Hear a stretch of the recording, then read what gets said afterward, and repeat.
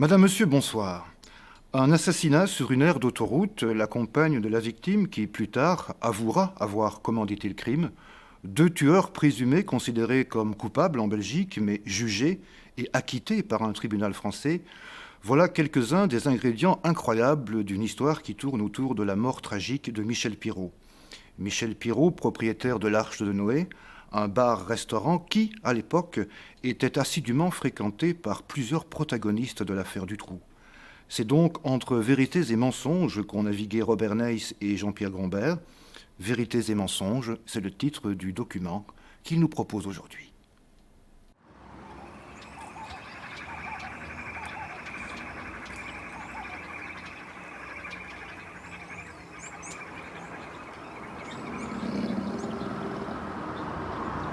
Par où commencer? Comment décrire mon père? C'est un père avant tout. Bon, au fur et à mesure, quand j'ai grandi, j'ai appris à connaître mon père. Je dois dire que mon père m'a donné beaucoup de choses. Mon père m'a appris à travailler. Mon père m'a appris à carreler. Mon père m'a appris... tout ce qui est travail du bâtiment, je l'ai appris de mon père. Mon père était un homme juste, qui s'emportait parfois, mais à juste titre, je dirais. Et ici, le restaurant, l'Arche de Noé, c'est lui qui l'a fait de ses mains. Oui, absolument, de A à Z. Et en fait, il a joint un peu l'utile à l'agréable, parce que sa femme voulait surtout des animaux, il en a eu quelques-uns, et il a concilié un peu les deux, quoi. Qu'est-ce qu'il y avait comme animaux, finalement, qui entouraient le restaurant? La lionne, quelques singes ici, quelques petits animaux africains, je dirais. Alors sur l'extérieur, un couple de tigres, des loups, des pumas.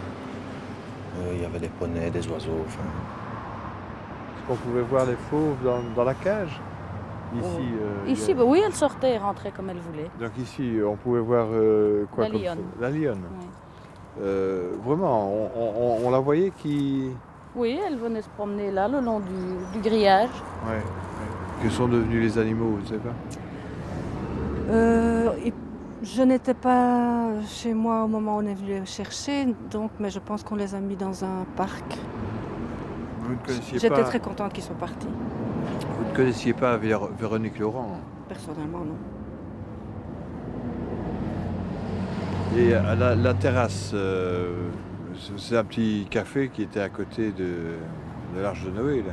Oui, qui existait déjà, si mes souvenirs sont bons, avant le restaurant. C'est ça, oui. Et quel était le genre de clientèle, là? Pas très huppé. Plutôt du genre... Grosse voiture et compagnie féminine un peu particulière. Véronique n'aimait pas du tout le restaurant. Elle m'en avait parlé, elle n'aimait pas du tout, je veux dire, le milieu de la restauration. Elle aimait mieux, je veux dire, dans la soirée où elle pouvait faire ce qu'elle voulait avec les clients, comme elle voulait, dans le café, quoi, dans la taverne, quoi. Parce que là, elle se pouponnait, elle s'acquichait vraiment sur son 31. Et elle était plutôt une nocturne. Voilà, elle avait, disons, elle n'exerçait plus la profession, je veux dire, de prostituée, mais je veux dire d'une certaine manière, elle avait toujours le comportement, même dans une taverne, comme prostituée, quoi. Parce qu'elle faisait monter la consommation, je veux dire aussi bien au champagne, comme elle aimait bien, je veux dire, au GB, quoi. Elle disait toujours, GB, c'est mon ami. Il y avait déjà eu une tentative de meurtre sur votre père. Oui, tout à fait. Il faut savoir qu'à l'époque, Véronique travaillait dans le café. Lui allait se coucher tôt dans la soirée, et elle tôt dans le petit matin. Et un soir, elle monte et lui demande d'aller fermer la porte parce qu'elle a oublié d'aller fermer la porte du café. Lui se lève, descend et en arrivant dans le café, reçoit une balle en pleine poitrine. Il a pu s'en tirer. Il a pu s'en tirer, oui, avec beaucoup de chance. Oui. D'après ce qu'il m'avait expliqué, donc il a reçu la balle, Donc il s'est retrouvé à terre et l'agresseur a voulu l'achever, je dirais. C'est là que son pistolet s'est enrayé et cet homme aurait dit « excuse-moi, excuse-moi, excuse-moi ».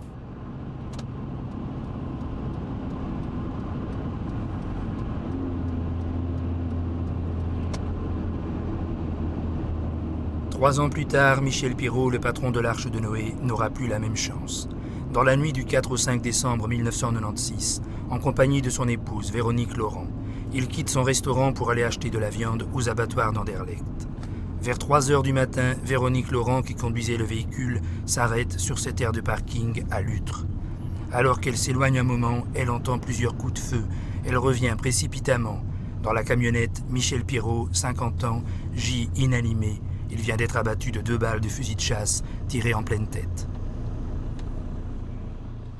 Vers 3h30, j'arrivais ici sur le parking. Il y avait un camion stationné à peu près ici au milieu du parking, une camionnette derrière et une voiture de l'autre côté, 10 mètres en avant de la camionnette, avec une femme accoudée à la voiture qui parlait à la voiture. La voiture est partie, la femme est arrivée en titubant vers moi. Ma réaction a été, tiens, une femme ivre, ils n'ont pas voulu d'elle dans cette voiture, du coup elle vient chez moi. La femme s'est approchée de mon véhicule, j'ai ouvert ma fenêtre et elle m'a dit, monsieur, on a tué mon mari. J'ai dit, pardon? Oui, ils ont tiré sur mon mari.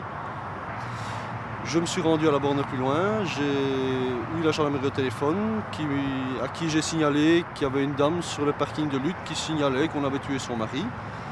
Le gendarme m'a signalé, m'a demandé est-ce qu'il y a des blessés. Je lui ai dit ben non, je crois qu'il y a un mort. Alors il a dit qu'il a envoyé directement une patrouille de gendarmerie. Je lui ai demandé ce que moi je devais faire. Sa réaction a été je ne sais pas. Je lui ai dit je dois retourner, je dois continuer mon chemin. Il m'a dit faites comme vous voulez. Par curiosité, je suis revenu pour voir ce qui se passait réellement. Donc j'ai fait une petite marche arrière ici sur l'autoroute. Et j'ai été lui demander madame, j'ai prévenu la gendarmerie, elle va arriver. Par curiosité, j'ai quand même regardé dans la camionnette pour voir si la personne était vraiment morte. Je me suis penché, j'ai vu qu'effectivement il y avait du sang partout, qu'il était couché sur son siège et qu'il ne bougeait plus du tout, donc je me suis rendu compte qu'il était vraiment mort. Et comment se comportait la dame à ce moment-là, quand vous êtes revenu vers la voiture? Hystérique. Hystérique, elle criait, elle pleurait. Elle n'avait pas l'air de m'entendre en fait. J'avais beau lui dire la gendarmerie va arriver, va arriver. Elle était dans un état second. Hystérique. Il n'y avait pas d'autres témoins que vous, en fait, cette nuit-là? Le camionneur qui dormait dans son camion et qui apparemment n'a rien entendu. Et entre votre version et celle de Véronique Laurent, il y avait des petites contradictions? D'après ce que j'ai pu comprendre, la seule divergence était qu'elle signalait qu'elle arrivait de son véhicule vers moi et elle ne parle pas d'un véhicule qui se trouvait en face sur l'autoroute. Enfin, sur le parking. Donc elle a nié avoir été en train de discuter avec des... Et quand vous l'avez vue, elle était en train de parler à ces gens dans la voiture? Je pense parce qu'elle était... Oui, elle était accoudée à la fenêtre du passager avant. Et vous avez vu combien il y avait de personnes dans ce véhicule? Non, ça je l'ai dit à la gendarmerie. Impossible de dire le nombre de personnes, la couleur du véhicule, la marque du véhicule. C'est une voiture qui est partie tout à fait normalement quand moi je suis arrivé. On nous a téléphoné à 4h du matin en nous expliquant comme quoi que Michel avait été abattu. La question, je vais dire essentielle, de mon fiancé, ça a été Véronique, qu'est-ce qu'elle a? Et on lui a répondu, elle n'a rien du tout, elle est à l'hôpital, elle est à Van Gogh, quoi. Donc l'opinion, était faite dès le départ. On savait, lui entre autres savait que c'était elle qui avait exécuté, qui avait fait faire exécuter Michel, quoi. Pour lui, dès le départ, c'était elle, quoi. Si à Charleroi, les proches de Michel Pirot soupçonnent son épouse, dans la banlieue de Liège, par contre, un homme, apprenant la mort du restaurateur, se pose de toute autre question. Cet homme ne connaissait pas personnellement Michel Pirot. Il lui avait seulement parlé plusieurs fois au téléphone. C'était en novembre 96, peu de temps après la Marche Blanche. La première fois, il ne se présente pas en disant « je m'appelle Michel Pirot ». Il me dit « écoutez, monsieur, voilà, je voudrais organiser un souper au profit de l'ASBL Julie Mélissa. Moi, j'ai attendu. Et alors, Michel Pirot m'a écrit le 12 novembre 1996, où il me disait « Monsieur, ce n'est pas dans un but publicitaire que je me propose d'organiser une soirée un vendredi soir après le 15 janvier 1997. Je possède un restaurant d'une capacité de 200 places. Je m'occuperai de l'organisation de cette soirée. La présence des parents des petites victimes serait un gage supplémentaire de réussite. » Le troisième contact que j'ai reçu, c'est plus ou moins fin novembre. Il m'a dit, voilà, je vous confirme la date du souper. Ce sera plus ou moins entre le 15 et le 31 janvier, donc ce sera dans ces eaux-là. Pour le menu, c'est OK, j'ai vu avec le chef cuistot. Mais il y a une chose qui me tient à cœur. Je voudrais vous rencontrer personnellement parce que j'ai des informations très importantes à vous donner au sujet de Julie et Mélissa. Alors, à ce moment-là, disons que moi, j'ai quand même été assez surpris. J'ai été très, très surpris. Et bon, ben, je me suis arrêté de parler. Et il m'a redemandé de nouveau, est-ce qu'on pourrait se rencontrer, soit à Liège, soit à Charleroi, soit chez moi. Il n'y a aucun problème. Est-ce qu'on pourrait se rencontrer? Et je lui ai effectivement répondu.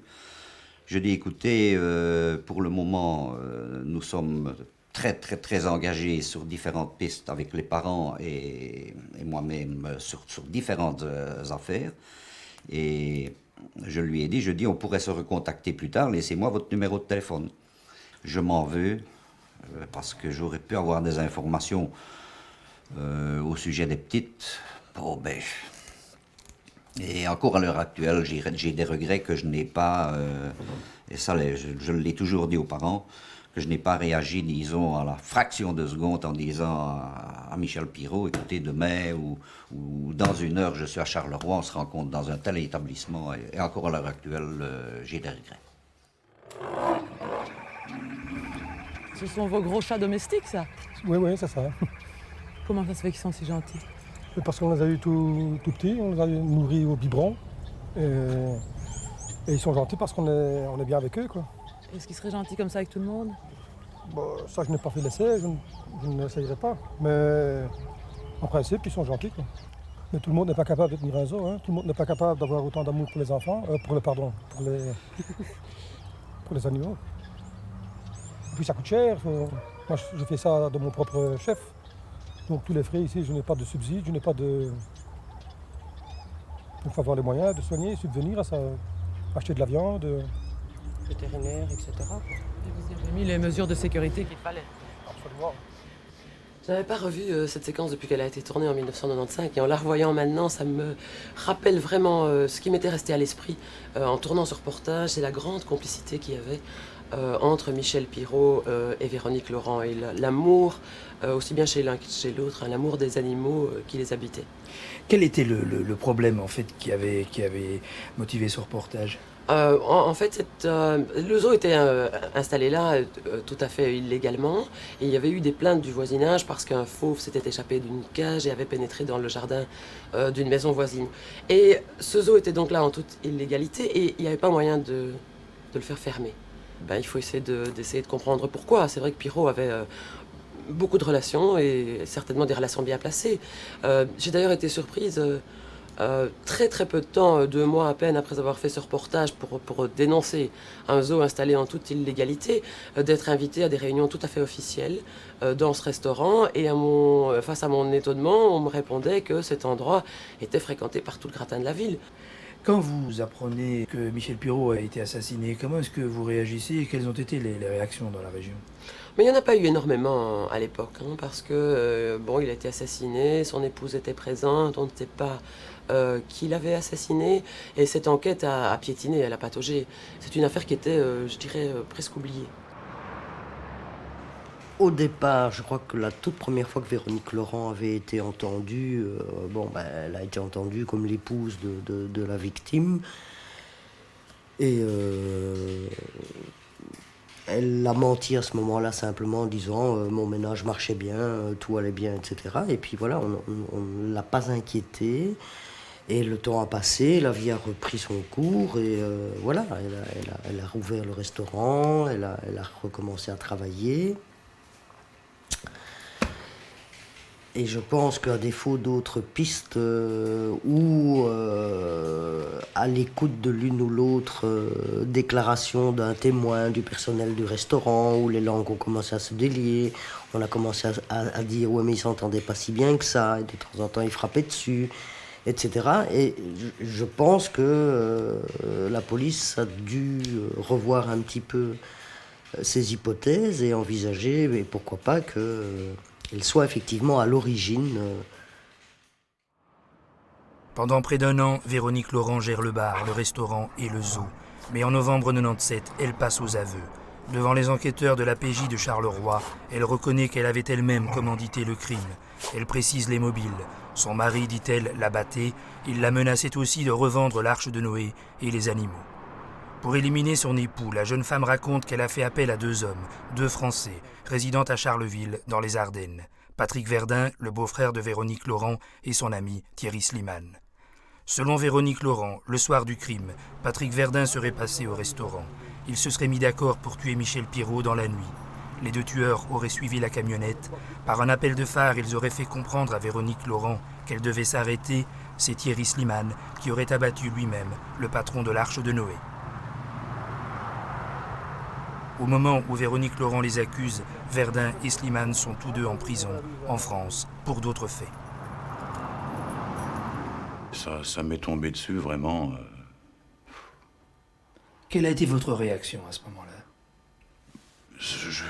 J'ai pas trop été troublé, en vérité, parce que je me suis dit, bon, d'ici quelques mois, la vérité pourra se savoir. Je suis déjà détenu, donc... je m'en faisais pas trop, quoi. Vous étiez détenu pour des faits qui n'avaient rien à voir avec cette affaire. Rien à voir, non. Rien à voir. Vous avez eu, dans votre vie, quelques problèmes, comme on dit, avec la justice. Oui. Vous avez passé un certain nombre de mois, d'années en prison? Une 12aine d'années, oui. Pour quel type de fait? Une condamnation de cour d'assises pour vol aggravé. Et puis quelques condamnations de correctionnel. Jamais de fait de violence sur des personnes? Aucune condamnation pour violence grave. Aucune. Quelques broutilles de jeunes, quoi. La nuit dans les cafés, un certain âge, quoi. Mais vous n'avez jamais dans votre vie utilisé d'armes ou des choses de ce genre dans des conflits avec des personnes? Jamais. Jamais d'armes, non. J'étais placé, moi, en mandat de dépôt correctionnel pour une affaire donc, de raquette. Et comme tous les matins, je me promenais dans la cour de promenade lorsque la PJ de Reims est venue, a demandé à que je sois extrait pour me placer en garde à vue dans leurs locaux à Reims. Et là, des inspecteurs belges m'y attendaient. Ils me font d'abord part des déclarations de ma belle-sœur, qui dit à l'époque, je me souviens, que j'avais tué son mari à sa demande contre une somme de 600 000 francs pour les 2. Donc 300 000 francs chacun, ce qui fait 50 000 francs français. Faut que je le dise, parce qu'il y a quand même des Français qui vont entendre cette émission, qui vont la regarder. Autrement, bon ben voilà, on apprend ça, on est étonné, par contre. Hein. Et puis bon, on essaye d'en savoir plus. J'ai toujours reconnu que j'étais passé cette nuit-là, bien entendu. J'ai même expliqué mon trajet et pourquoi que j'étais passé là, de où je sortais, et ce que j'y ai fait, et où je me suis rendu. Donc, la terrasse qui était sur ma route, et il y a de la lumière, c'est ouvert, j'y vais, c'est la famille qui est là, je suis sur la route, je m'arrête, je prends un café, je m'en vais. Vous êtes seul ce jour-là? Je suis seul, bien entendu. Puis ensuite, vous rentrez chez vous? Je rentre chez moi, oui. Et pour ce qui était de votre emploi du temps pendant la nuit? Sur la Libye, précisément. Oui. Mais j'avais rendu visite à ma mère, donc j'ai dormi chez elle. Je dormais chez elle depuis plusieurs jours. Et puis, j'étais chez elle, quoi. Ouais. Elle m'a vu, il n'y a pas de problème. J'étais bien là. Mais votre mère étant votre mère... Voilà, oui. Michel Pirot, quelle était la nature des liens qui vous unissaient à lui? C'était des liens familiaux car j'avais épousé la sœur de son épouse. Donc ce qui faisait qu'on était beaux-frères. Vous le connaissiez depuis longtemps? Environ qu'en 1987, une bonne dizaine d'années lors de son décès. Est-ce que c'est quelqu'un avec qui vous vous entendiez bien? J'avais eu une petite altercation avec lui en 1993. Bon, j'en avais fait état lors de ma garde à vue. C'était un problème qui était très très vite résolu, donc il n'y avait pas lieu de revenir sur ce problème. Autrement, en 1996, tout était bien entre nous. Alors, lorsque vous apprenez qu'il a été assassiné, quelle est votre réaction? Ma réaction première a été de penser à Véronique. C'est-à-dire son épouse? Son épouse, oui, j'avais de bonnes raisons d'y penser, car j'ai toujours reconnu, lors de ma première garde à vue, qu'elle m'avait effectivement demandé d'assassiner son mari, mais en 93. Donc en 96, 3 ans après, lorsque son mari, que j'ai appris l'exécution de son mari, il est bien évident que j'ai repensé à ce qu'elle m'avait demandé 3 ans auparavant, donc je pensais, bien sûr. Quand elle vous avait demandé de la débarrasser de son mari, quelle raison avait-elle invoquée? Aucune, je n'en ai pas donné le temps, j'ai coupé court à tout. Je lui ai dit que pour tuer quelqu'un comme ça, de sang-froid et tatique et tattaque, il fallait être professionnel, ce que je ne suis pas.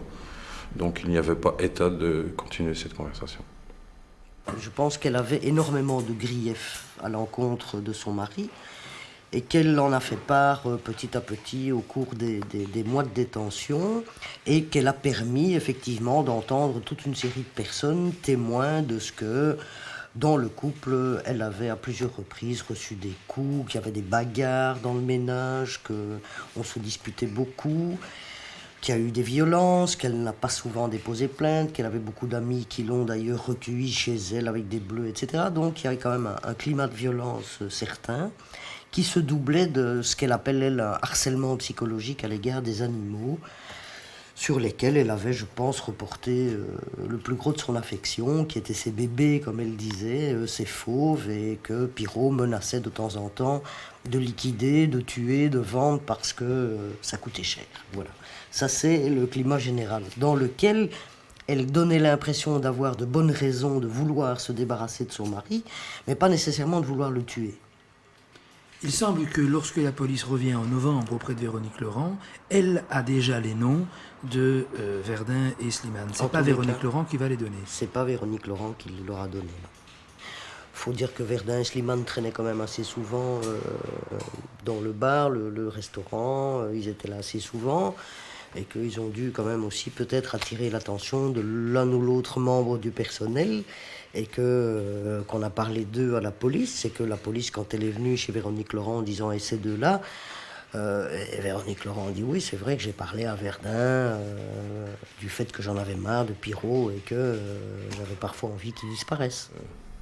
Écoutez, on ne prête qu'aux riches, hein. Comme vous saviez, on avait eu quelques histoires avec, dans le domaine des affaires criminelles. À Charleville, à l'époque, on avait un peu disparu. On est des gens qui vivaient la nuit, hein, assez troubles. On ne sait pas trop qui on était.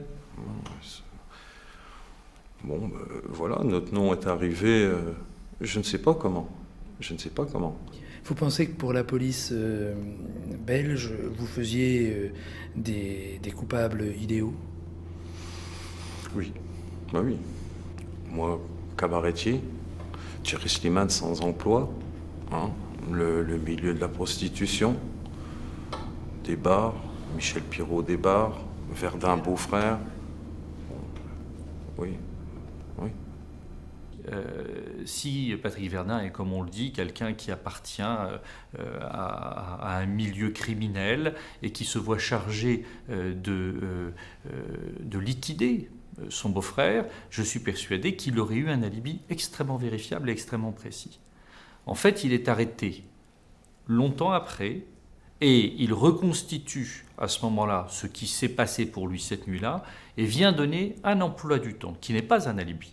Dans cet emploi du temps, il explique être passé à une certaine heure de la nuit dans une station-service. Il décrit la station-service. Il explique qu'il a fait le plein, il explique qu'il a acheté des sandwichs. Et il demande, pendant toute l'information, qu'on vérifie avec sérieux cet alibi. Il se trouve que toutes les vérifications qui ont été faites dans un esprit qui ne pouvait aboutir qu'à un échec. C'est-à-dire qu'on est allé interroger des gens pour lesquels manifestement on n'attendait pas d'autre réponse qu'une réponse d'absence de souvenir ou d'absence de possibilité de confirmation. On est même allé dans cette affaire, et j'en veux beaucoup aux pratiques du commissaire enquêteur, on est allé jusqu'à interroger des gens par téléphone. Comme si on pouvait se contenter de faire dans une affaire criminelle, de faire une enquête par téléphone, et comme s'il était trop dur d'aller de Mons à Bruxelles pour interroger le responsable d'une station-service. Michel Pirot, pour revenir un peu à lui, qu'est-ce que vous savez de ce qu'a été sa vie? Sa vie, je ne peux pas vous donner les angles, hein, mais je sais vous donner les grandes lignes. C'était rencontre avec les prostituées, hein, parce qu'il avait plusieurs établissements, donc type bar montant, quand je l'ai connu. Hein. Ensuite, il a revendu ses établissements, il en a gardé quelques-uns, puis il a agrandi, donc il a construit l'Arche de Noé. Mariage avec Véronique Laurent. Bon, des petites magouilles, hein, je rachète de l'or à gauche, je le revends à droite. Bon, ça c'est en Belgique, il y en a beaucoup qui font ce genre de... Hein, c'est ce qu'on appelle de la magouille, c'est pas bien méchant. Voilà, avec les alcools, avec ceci, avec cela. Mais par contre, un côté positif que Michel avait, c'est que c'était un gros travailleur. C'était quelqu'un qui faisait toutes ses mains. Et cet argent qu'il a gagné grâce à ses bars, il l'a investi, il a construit des maisons à droite à gauche avec ses mains. Voilà. Pour moi, c'était un gars qui aimait l'argent, mais qui était travailleur. Et avec Véronique Laurent, quel genre de couple formait-il? C'est des gens qui s'entendaient bien ou qui se disputaient souvent? Oh, vous savez, dans tous les couples, hein, sans gueule, ça fait partie de la vie de couple. Hein. Mais enfin, disons que ça devenait assez courant, quoi. Bon, enfin, le lendemain, ils étaient, vous savez, hein, les gens de nuit, ça boit, c'est l'alcool qui commande. Hein. Et puis le lendemain matin, on a un peu frais. Bon, voilà, elle était quand même avec lui pendant 18 ans. Je suppose que si, et comme elle le prétend, elle prenait des coups tous les jours, et ceci depuis le début, on ne reste pas avec quelqu'un de 18 ans si on n'aime pas les coups. Vous vous rendiez souvent à l'Arche de Noé ou à la terrasse, le café de Michel Pirot? Non, pas souvent, à une certaine époque, oui. Oui, à une certaine époque. Quel était le genre de public, de clientèle qu'on trouvait là? Alors, il y avait la clientèle du bar et la clientèle du restaurant. La clientèle du restaurant, elle était multicarte. Hein. Il y avait des gens honorables, beaucoup de fonctionnaires, des hommes d'affaires. Puis, bon, un certain monde interlope, comme on dit. Donc Michel Pirot, c'est quelqu'un qui vous donnait l'impression d'avoir des relations dans pas mal de milieux, finalement. Il était très connu, quoi. Il avait une aura, disons. Il connaissait tout le monde, il savait tout, quoi. Il savait qui est qui. Il fréquentait tous les mondes, en vérité. Les bars montants, comme vous disiez tout à l'heure, qu'il avait tenus, c'était des bars avec une clientèle plutôt huppée? Moi, je ne connais pas trop sa clientèle parce que je n'y allais pas trop dans son bar. Moi, j'allais surtout à la terrasse. Dans les bars, c'est pas la place d'un homme, donc je n'y allais pas. Mais je pense que la chaussée de Philippeville était renommée comme clientèle quand même assez dupée. Après la mort de Michel Pirot, avez-vous continué à fréquenter l'Arche de Noé? Oui. Et quels étaient alors vos rapports avec Véronique Laurent? Mais c'est-à-dire, les rapports étaient assez ambigus parce que Patrick et moi, on pensait qu'elle était mêlée de très près à cette affaire. Et disons, on a un peu joué avec elle, quoi. C'est-à-dire? On lui faisait comprendre qu'on savait, quoi. Est-ce que vous avez essayé de la faire chanter? Oui. Elle s'est dit menacée par vous. Est-ce que c'était vrai? Menacée, non, parce que le chantage n'aurait pas tenu. Hein. C'était une opportunité. Si Véronique était tombée dans le panneau, bon, on aurait pu obtenir quelques faveurs de sa part, quoi. Des faveurs financières, bien sûr. Sinon, le danger, oui, en danger à ce niveau-là, quoi. Mais pour le reste, elle était... Aucune peur. Ce n'est pas de nous qu'elle avait peur. Mais elle avait peur. Oui. On va retrouver dans ces papiers, et ce sera un élément qui sera retenu un peu à votre charge, un billet que vous lui aviez écrit où vous réclamez de l'argent. Exact, oui. Ça s'inscrivait dans quel cadre, cette affaire? C'était le prix du silence. Le prix du silence, c'était un prêt. J'avais demandé à Véronique qu'elle me prête de l'argent. Enfin, qu'elle soit répondant bancaire pour une somme d'argent vis-à-vis d'une banque. Et ensuite, elle m'a dit oui. Et ensuite, elle a voulu... elle a changé d'avis. Elle a préféré verser l'argent en espèces. Enfin, l'argent qu'elle n'a jamais versé, quoi. Elle devait me donner cet argent le 25 novembre 97. Et puis, j'étais pas là, j'étais emprisonné. Donc, je lui ai écrit une lettre pour lui dire que je ne pourrais pas être au rendez-vous. Et cette lettre était interceptée. Il s'agissait d'une grosse somme? 1 million de francs belges. Que vous n'avez donc jamais... Rien, mais j'ai rien eu, non. Jamais perçu. Mais c'était un prêt, c'était véritablement un prêt. Bon, dans sa tête, elle s'est certainement imaginé que le prêt ne serait jamais remboursé. Je pense. Mais c'était un prêt parce que je voulais qu'il y ait des traces de ce prêt. Tant moi que Thierry, nous avons reconnu que nous avons essayé de faire des pressions. Moi, je les ai expliquées, car Michel m'avait proposé d'être directeur d'un de ses futurs clubs. Lors de sa disparition, j'ai été voir la veuve quelque temps après en lui disant « Si tu ne tiens pas ce que Michel m'avait promis, je pourrais faire un impair auprès de son fils, en lui disant qu'en 93, tu m'avais demandé... » Voilà. Voilà, c'est des pressions que j'avais exercées auprès d'elle. Je les ai reconnues lors de mon procès. Thierry avait ses raisons, je crois qu'il les a expliquées aussi. Bon, ce qui a fait certainement, ce qui a provoqué, je pense, une peur chez elle, c'est sûr, parce que la police en avait assez. Hein. Rien que le fait de dire, ben oui, c'est vrai, cette femme m'a demandé il y a 3 ans de tuer son mari, elle allait en prison. Hein. Donc, bon, la peur, je comprends, mais enfin qu'elle continue, et surtout que la police ne se rend pas compte qu'elle ment, c'est de la mauvaise volonté, je pense.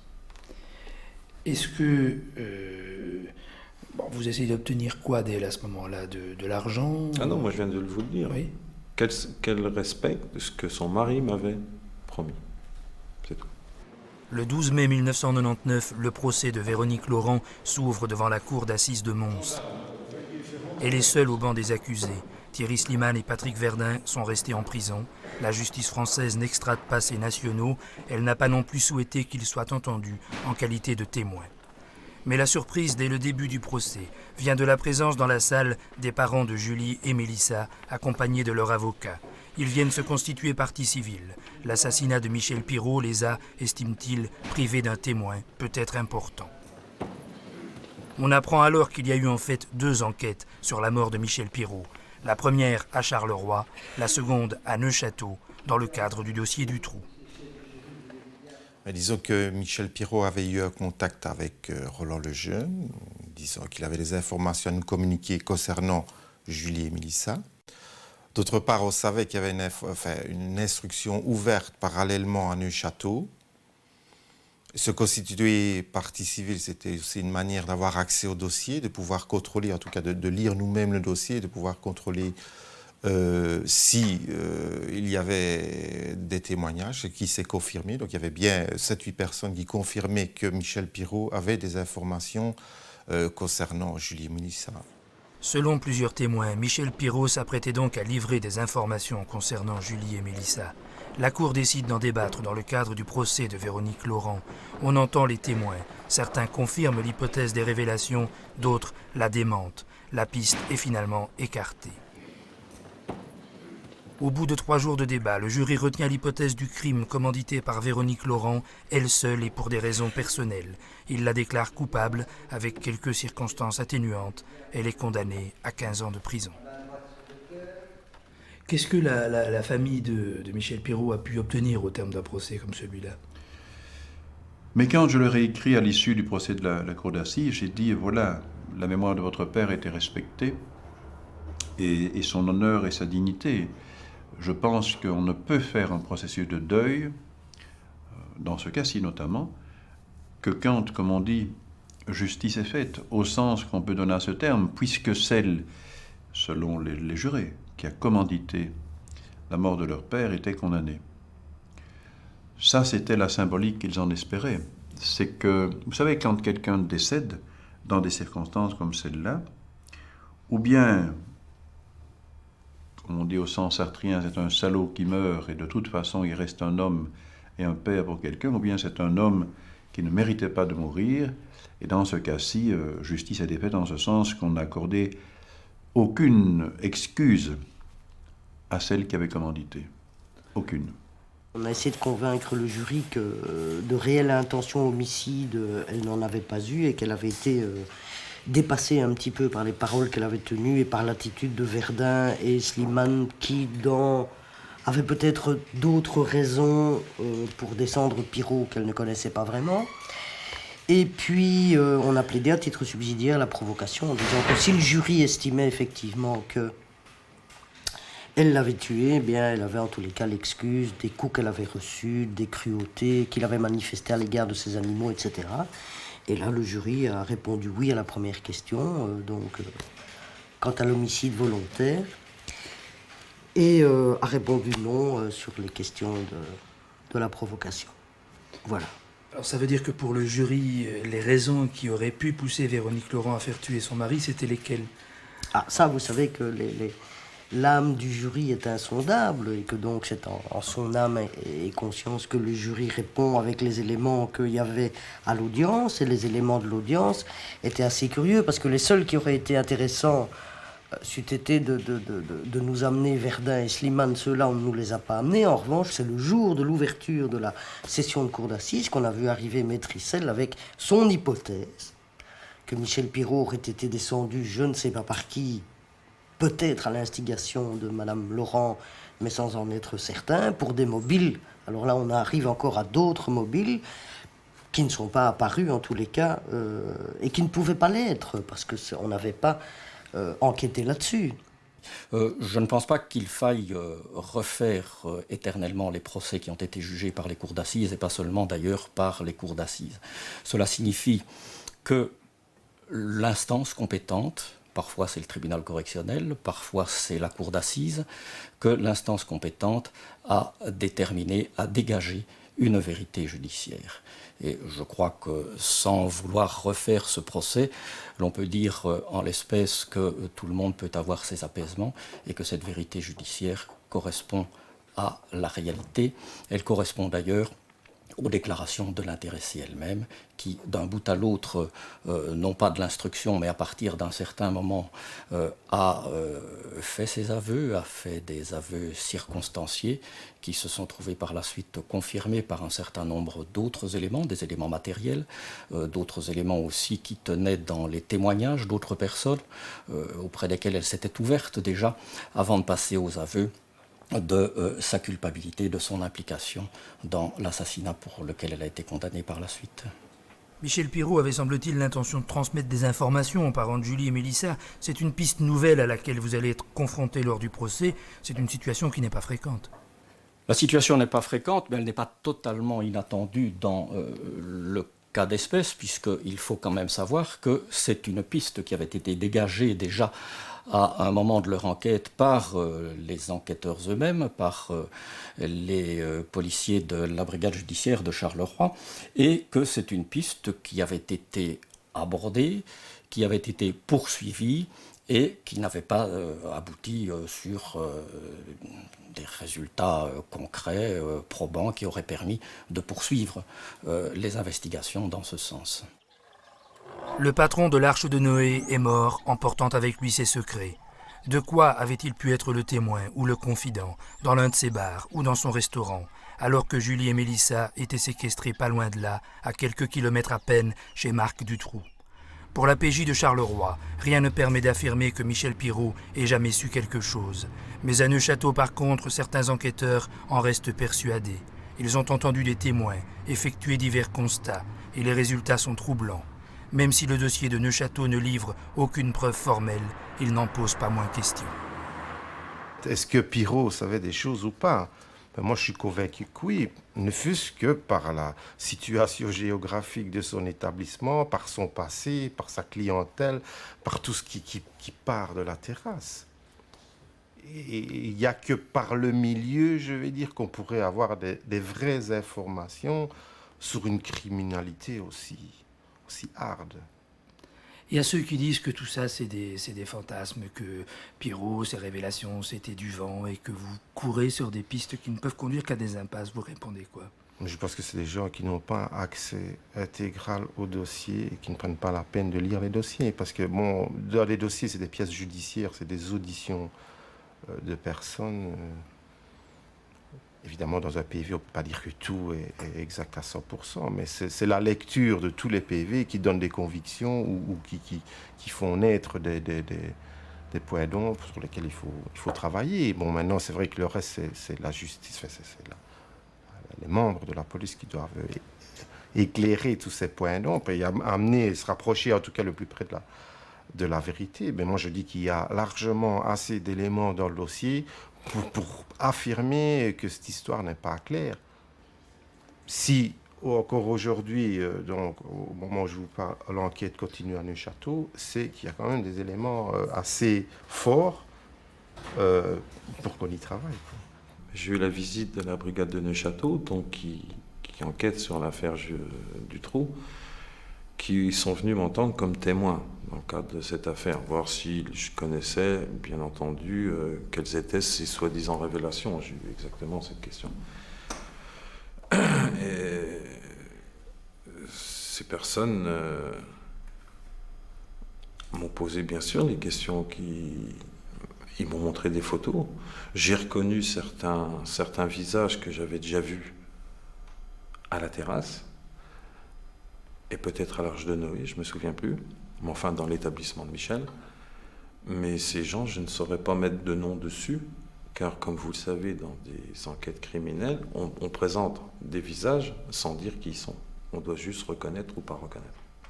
On dit que certaines des personnes dont les noms ont été cités dans le cadre de l'affaire Dutroux fréquentaient les établissements de Michel Pirot. Oui. Vous l'aviez entendu dire? Oui. Tous les protagonistes de cette affaire, enfin au moins 5, fréquentaient les établissements de Michel Pirot. Oui. Lesquels? Vous parlez des gens? Oui.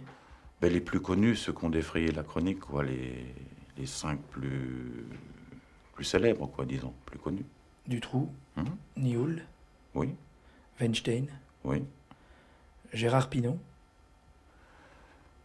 J'ai pas entendu ce nom-là. Le Lièvre, oui. Michel Martin, oui.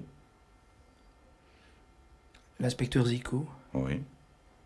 Ce sont des noms dont on disait qu'ils fréquentaient. C'était des clients assidus quand même, oui.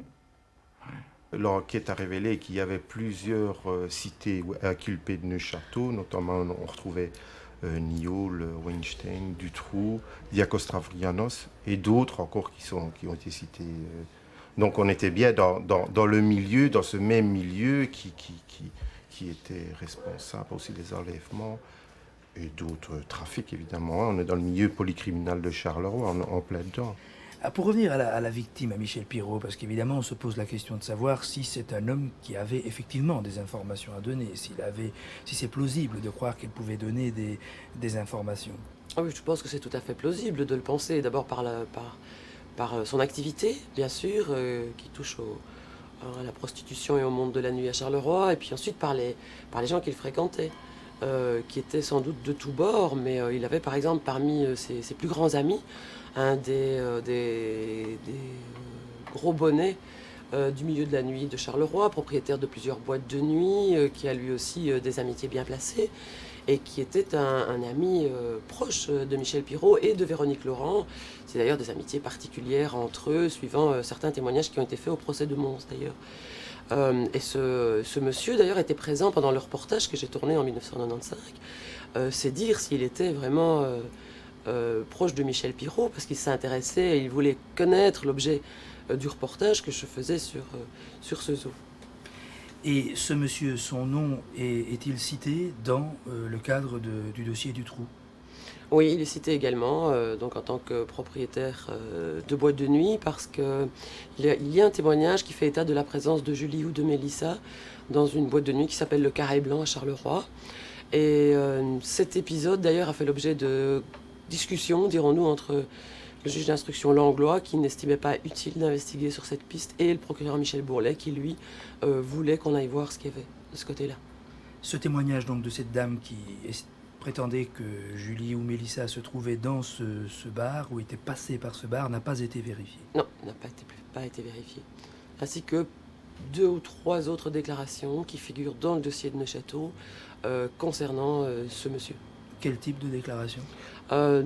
Des déclarations de la même manière, sur des événements troublants, des caches secrètes, ou le passage de très jeunes enfants dans des bâtiments qui lui appartiennent. Les enquêteurs donc, ont demandé, par la voix du procureur du roi Michel Pirot, de faire une perquisition au Carré Blanc. Et là, elle a été refusée donc, dans le courant de l'année 97 par le juge Langlois, qui, sous prétexte donc, que pour lui, les petites Julie et Mélissa, donc Julie et Mélissa n'avaient pas quitté la cache de Marcinelle, donc il était inutile d'aller chercher ailleurs leur passage. Et toute l'enquête sera conditionnée, donc nous sommes en 2001, donc il y a 4 auditions en 97, toute l'enquête va être conditionnée par cette hypothèse. C'est même plus une hypothèse dans l'esprit de Langlois. Julie et Mélissa n'ont pas quitté la cache, donc on ne doit pas les chercher ailleurs. Et si on ne cherche pas ailleurs, on ne trouvera évidemment pas d'autres éléments. Donc, tous ces témoignages voleront, entre guillemets, à la poubelle. Est-ce qu'il y a d'autres éléments dans le dossier concernant les révélations que peut-être Michel Pirot aurait pu faire? Mais écoutez, le jour avant l'arrestation du trou, donc en 96, le 12 août exactement, on sait qu'il y a 5 coups de fil qui partent donc, sur l'espace de 20 minutes de la terrasse, donc, dont Pirot était le propriétaire. 3 coups de fil qui partent vers la police judiciaire de Charleroi, un vers la gendarmerie de Charleroi et un vers la police communale de Charleroi. On n'a jamais pu savoir quel était le sens de ces coups de fil. Non, mais enfin, c'est quand même la veille de l'arrestation du trou. Ce qui est vraiment étonnant, c'est que Michel Pirot ait clamé haut et fort qu'il allait faire des révélations. Ça, c'est plutôt atypique, je trouve, comme comportement, surtout quand on connaît le milieu de Charleroi où personne ne parle. Je veux dire, c'est sûr qu'il y a des gens qui doivent savoir quelque chose. C'est certain, il s'est passé trop de choses entre le moment de l'enlèvement de Julie et Mélissa et l'éclatement de l'affaire du trou. Mais ces gens ne parleront pas. Et si vous discutez avec des petits trafiquants de voitures ou des gens du milieu à Charleroi, c'est clair qu'ils vous diront que personne n'ouvrira jamais la bouche. Il aurait dit qu'il allait faire des révélations à l'occasion de ce repas. Et vous en avez entendu parler aussi? Oui, oui, effectivement. Oui. Et vous en avez parlé à vous? Oui. Qu'il avait des choses à dire le jour où les parents de Julie et Mélissa seraient là. Oui. C'était un homme à annoncer ce genre de choses sans le faire? Écoutez, comme cette question-là est une question de journaliste, certes, mais avant tout une question policière, car cette question, je l'ai eue déjà. Alors je vais vous faire exactement la même réponse que je leur ai faite. À votre avis, si ce n'était pas vrai, la réunion arrive, le repas se fait, les parents de Julie et Mélissa lui auraient certainement posé la question de savoir quelles étaient ces révélations, et là, qu'est-ce qu'il aurait répondu? Je n'ai rien à vous dire. Alors que pendant des mois et des mois, il se serait vanté de faire des révélations ce jour-là, et le jour arrive, et je n'ai rien à vous dire. Non, je pense pas. Quand est-ce que vous avez vu Michel Pirot pour la dernière fois? Le samedi précédent, la nuit du samedi au dimanche. Il vous était apparu comment alors? Mais fatigué. Très fatigué. Et plus ou moins, comment dirais-je, aux aguets, quoi. Chaque personne qui rentrait dans l'établissement était quand même ciblée, quoi. Il avait changé de comportement, d'attitude? Oui. Dans quel sens? Vous pouvez nous décrire un peu ça? Mais quelquefois, des amis à lui l'invitaient à boire un verre. Il disait qu'il ne voulait pas sortir et il passait par une fenêtre. Quelquefois, des gens venaient le chercher en voiture. Il montait à l'arrière de la voiture. Des trucs comme ça, quoi. Il vous donnait l'impression d'avoir peur? Oui. Et il sortait beaucoup plus seul. Il rentrait beaucoup plus tard que d'habitude, en état d'ébriété, afin d'entendre les clients, d'entendre... Ouais, c'est vrai qu'il buvait plus que d'habitude, en dernier. Et est-ce qu'il vous donnait l'impression d'être quelqu'un qui était un peu en crise, ou bien d'avoir peur? Il me donnait surtout l'impression de quelqu'un qui s'en fout. Véronique Laurent est incarcérée à la prison de Mons. Patrick Verdun et Thierry Slimane sont en prison eux aussi, mais en France. Ils attendent leur jugement. C'est le ministère public belge qui va envoyer à la justice française les éléments de base du dossier d'accusation. Il repose sur les aveux de Véronique Laurent, bien sûr, mais aussi sur divers constats. Le mode d'exécution du crime, par exemple. Les tueurs avaient utilisé un fusil de chasse dont on n'a pas retrouvé les douilles. Cela ressemble à un autre crime perpétré en France et dont la police française avait soupçonné les accusés. Il y avait donc déjà, à ce stade-là, un certain nombre d'éléments qui constituaient une piste très sérieuse les concernant. Ce qu'il faut savoir aussi, c'est que la victime avait eu apparemment de graves conflits avec l'une de ces deux personnes, le dénommé Verdun, puisqu'ils en étaient venus aux mains quelque temps avant les faits eux-mêmes. Il faut savoir que tant l'un que l'autre étaient fréquemment présents. Il y avait des discussions avec Laurent Véronique dans la période qui a précédé les faits eux-mêmes, et que ces pourparlers, en quelque sorte, se sont poursuivis après les faits eux-mêmes, et tout cela, bien entendu, conforté par les aveux que passera par la suite Véronique Laurent, aveux dans le cadre desquels elle mettra directement en cause aussi bien Verdun que Slimane, et aveux et déclarations qui seront eux-mêmes confortés par un certain nombre de constatations.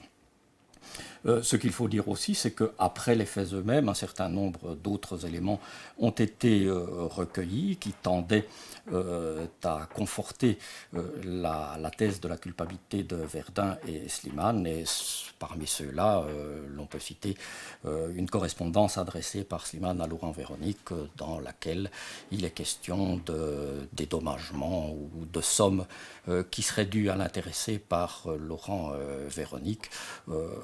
Considération qu'il démentira pendant un temps avant de leur donner une autre explication difficilement acceptable et peu plausible.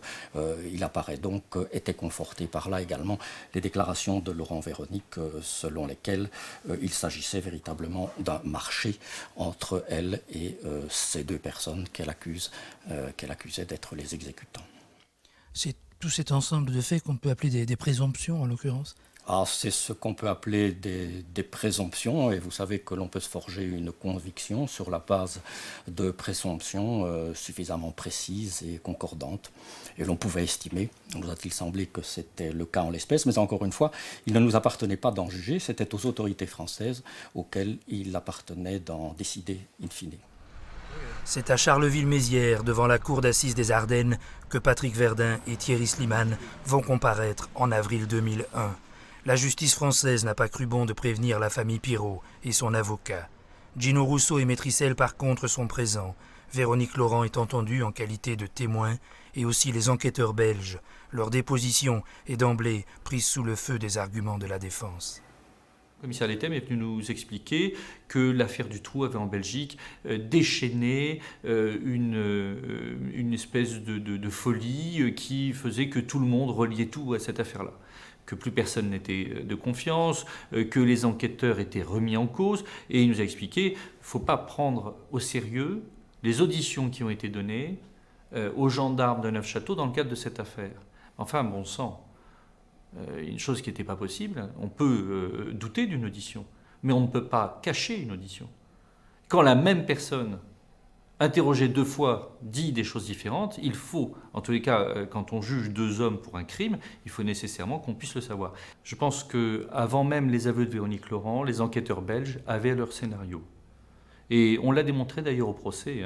Les enquêteurs belges avaient identifié Véronique Laurent comme instigatrice, Slimane Verdun comme auteur, avant de placer Véronique Laurent en garde à vue et d'obtenir ses aveux.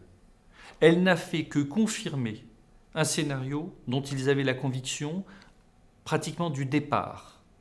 Et ce, dans le cadre d'une enquête qui n'a été très rapidement orientée qu'autour de ce scénario-là. Bien souvent, l'enquêteur va définir sa vérité et va ensuite essayer de confirmer sa vérité par des auditions, par des preuves qu'il va rechercher. Je ne suis pas certain que dans cette démarche-là, il ait eu une vision totalement objective et complète de son dossier. Il manquait des choses. Et il manquait surtout la pièce maîtresse, qui était un témoin à charge infaillible. Or, le témoin à charge, qui était Véronique Laurent, n'était infaillible que parce que, en témoignant contre Slimane et Verdun, elle s'accusait elle-même. C'était ça la thèse de l'accusation. Il n'y avait que ça dans le dossier. Puisqu'elle s'accuse elle-même, c'est nécessairement qu'elle est sérieuse quand elle vous accuse. Or, nous nous sommes aperçus, en interrogeant Véronique Laurent, qu'elle s'accusait elle-même, mais qu'elle pouvait en même temps, en s'accusant d'avoir commandité la mort de son mari pour des raisons conjugales, se disculper d'autres choses dont elle ne parlait pas. Quand on rapproche ça d'autres mensonges, par exemple, elle n'a pas voulu au début de la journée nous expliquer et reconnaître qu'elle avait eu des relations personnelles avec des personnes dont on a parlé dans l'affaire du Trou. Je pense notamment au nommé Nioul, dont on a pu déterminer, malgré ce qu'elle disait, qu'elle le connaissait, qu'il avait été un de ses clients. Et c'est vrai que nous avons fait la connexion entre ces 2 éléments. Bon, moi, je ne suis pas enquêteur. Je ne peux pas vous dire que j'ai la preuve de quelque chose.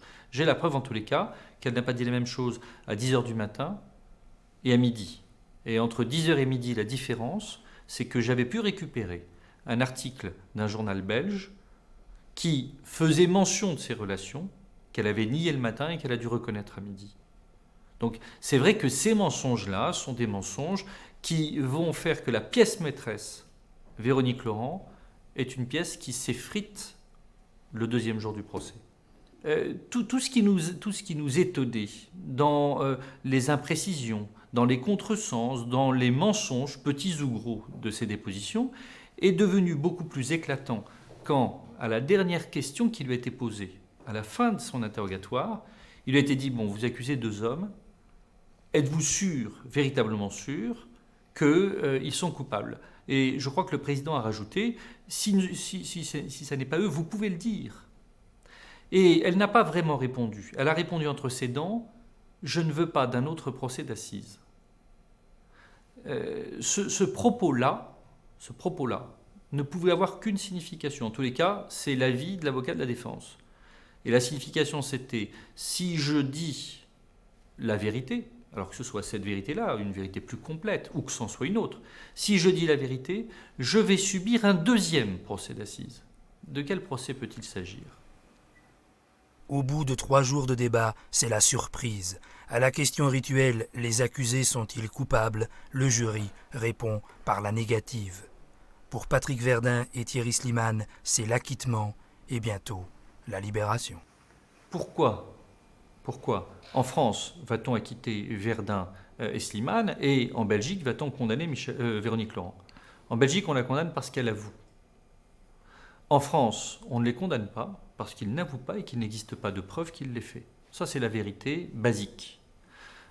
Maintenant, s'il n'existe pas de preuve qu'ils l'ont fait, c'est parce que soit ils sont innocents, soit l'accusation a été tellement mal montée qu'on n'a pas réussi à constituer un dossier.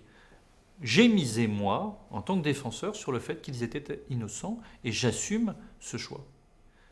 Mais quand on jouait les deux arrêts, ben on tombe dans une contradiction pas possible, parce qu'on a condamné un commanditaire et les deux assassins ont un non-lieu, donc on n'a pas d'assassin en réalité.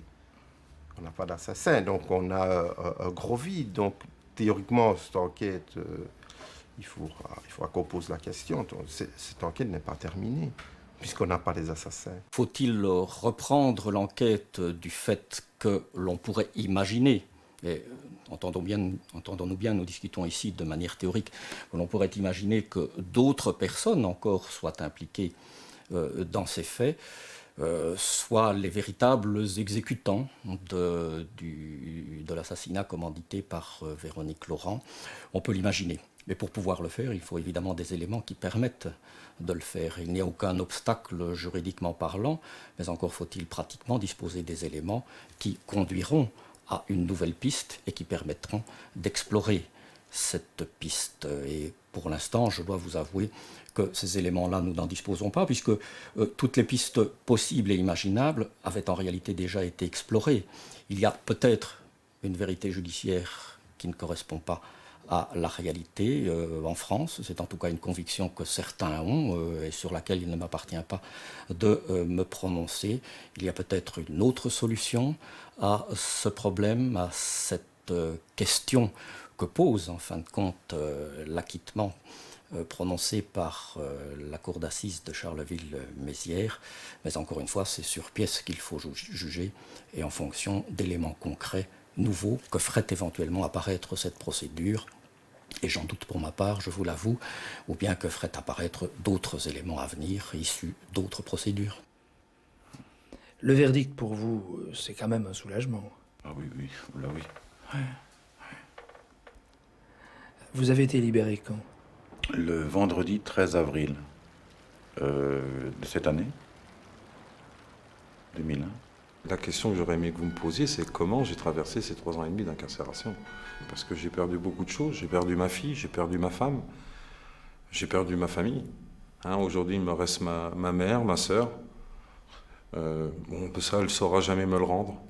Mais enfin, que la police, que la justice plutôt, a une façon de racheter ses erreurs. Ça va être le mois prochain devant le tribunal civil. C'est tout ce que je demande aujourd'hui. Je pense plutôt à l'avenir. Véronique Laurent, si elle est libérée un jour, elle le sera tôt ou tard. Oui. C'est quelqu'un que vous auriez envie d'interroger? J'aimerais bien un tête-à-tête avec elle, boire un verre tranquillement. Mais j'ai aucune haine contre elle. Aucun ressentiment vis-à-vis d'elle. Elle a quand même failli vous... Oui, mais ça fait rien. Je n'ai pas de ressentiment. Ça ne m'étonne pas, quoi. De sa part, ça ne m'étonne pas, quoi. On ne peut pas être surpris, quoi. Ça fait partie du personnage. C'est étonnant quand même de voir avec quelle philosophie vous le prenez. C'est vrai.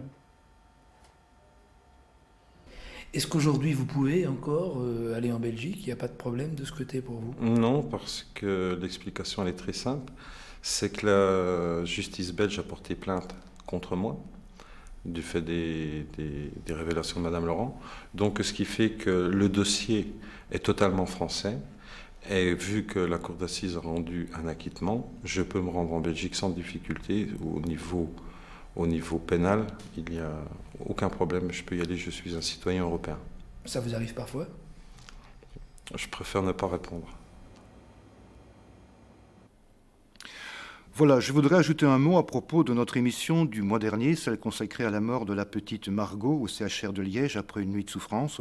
Vous aurez sans doute appris par la presse que 6 médecins vont être traduits devant le tribunal correctionnel.